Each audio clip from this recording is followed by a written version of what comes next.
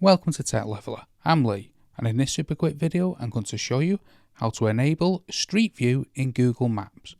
Now the first thing you want to do is bring up Google Maps, and with Google Maps open you want to zoom right in until you find the street what you want to go Street View on. Then you want to press and hold on the screen. This will drop a pin, and in the bottom left hand corner here you'll see a little photograph. This is Street View. So you want to press on that and it'll take you straight to Street View. And you'll be able to look around the street.